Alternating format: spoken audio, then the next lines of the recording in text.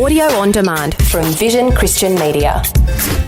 Foundations. Higher than Isaac, more exalted than Jacob, and more elevated than Moses.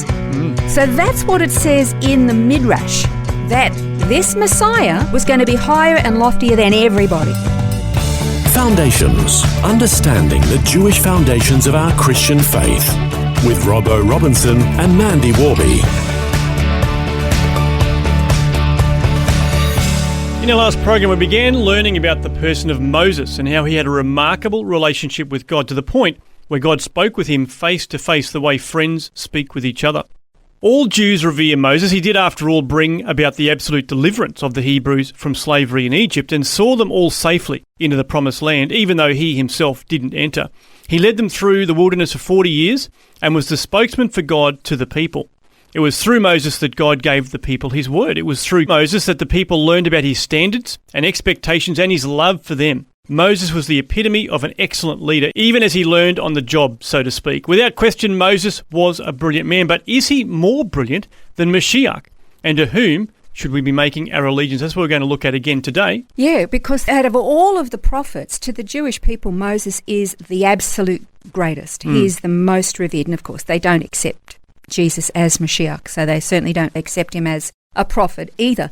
However, we did mention last time about that 14th century rabbi, Levi ben Gershon, and how he taught that the Mashiach would be Jewish and how he would actually take the God of Israel to the whole of the Gentile world, and that the whole of the Gentile world would worship the God of Israel. And I know that there are some Muslim nations and Hindu nations and Buddhist nations and atheist nations that don't officially believe in the God of Israel, but there are individuals in all of those nations who worship the God of Israel. And of course, the only prophet, Mashiach, character entity from the Jewish community or people historically to have taken the God of Israel to the whole world is Jesus. He's the only one. So it's really good, actually, we can have a look at some other Jewish sages or wise men, rabbis, to see what they thought or believed about the prophet that Moses spoke of, but we probably need to hear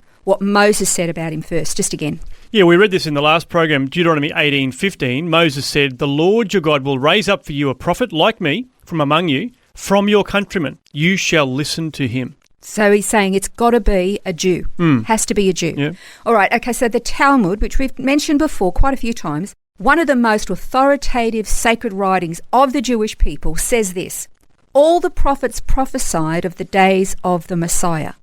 Okay, so if all of the prophets prophesied, that means it includes Moses prophesying about the Messiah. In the Midrash, it says this, it's a song of ascents. There's a bit of symbolism here, so just sort of bear with me. It says, "I'll lift my eyes to the hills. Who are you, great mountain? Before Zerubbabel, you had a plain. It is Messiah, the son of David. And why does he call him a great mountain?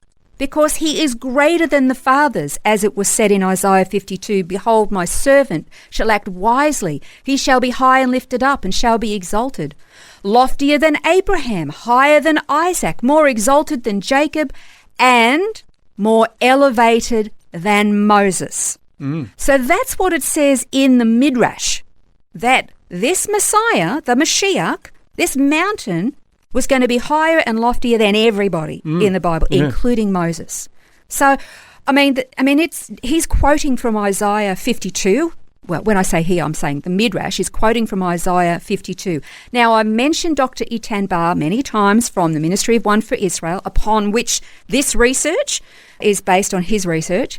And he explains that the role of a prophet is instruction from God and his ways. And there's two primary ways that a prophet instructs the people.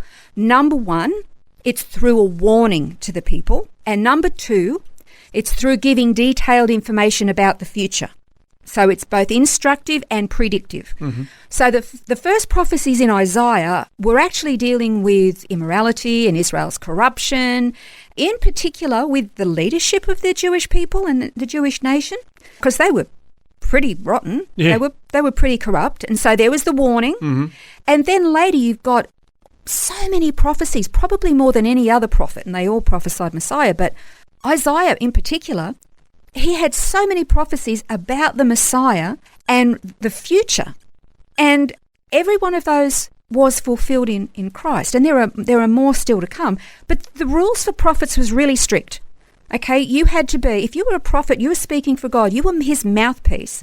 God didn't accept 99.9% accuracy. Yeah, that's right. I know it sounds really harsh and a lot of people don't like that, but God says if you're going to open your mouth and say God said, then you better be 100% right, because if you don't, we're talking capital punishment, That's death right. penalty. Yeah. That's really serious. Yeah. So before you open your mouth and say God said this or God said that, please be aware, God, if you're going to speak for God, you better be right. And I guess that adds additional weight to the fact that, we're talking about Isaiah here. Isaiah is written into the Old Testament.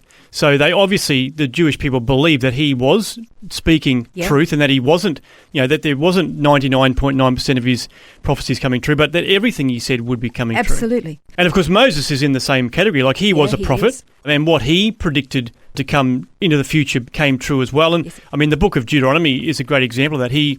There's a number of sermons that he gives basically through the book of Deuteronomy, but he's predicting what's going to happen. So he's talking to the people of Israel saying, you're going to reject God, you're going to, ask for a king, like all these different things. Yeah. And they're like going, no, we won't do that. We'll just worship God. They just vowed to keep God as their king. Yeah, but then really everything that he said would happen, they went ahead and fulfilled in the many years to come. Yeah, because if you read through, Deuteronomy 28's the blessings and cursings, if you read through those and then you read the Old Covenant, everything Moses said would happen as a curse if they disobeyed God happened. Everything. Yeah. Moses was a 100% accurate prophet. Yeah. Absolutely. So therefore, when he prophesied about a Messiah, a prophet that would be like him but greater, he was correct there as well. That's right. But Jesus was also a prophet. If we're comparing their lives, he warned the people about the consequences of rejecting him as well. He warned that the temple was going to be destroyed. He warned that in the future, not too far away, Jerusalem would be besieged. He said, when you see the city surrounded, get out of town, flee to the hills. He was right. He prophesied that the people would go into exile. He prophesied a judgment that would come on. He prophesied about false teachers that would come. Boy, oh boy, was he right on that score. He prophesied of his own execution. Yeah, that's right. He prophesied his own resurrection and the 3 days in the tomb. He prophesied many things and he was absolutely accurate. And there's still more that are still yet to be fulfilled. But there's a big difference as well between Moses and Jesus. Like they both died and Moses was never seen again. God took his life on Mount Nebo. God buried him. Nobody knows where it was. They looked, they couldn't find, and never seen from again. Jesus was executed. He was buried.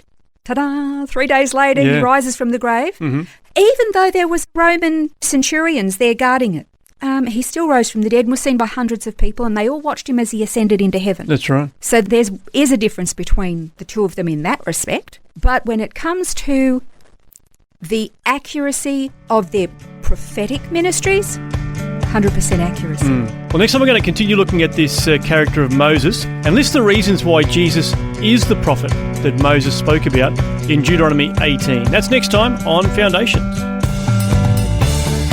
This has been Foundations, a look at the Jewish foundations of our Christian faith. For study notes, resources and more, see vision.org.au/foundations. Thanks for taking time to listen to this audio on demand from Vision Christian Media. To find out more about us, go to vision.org.au.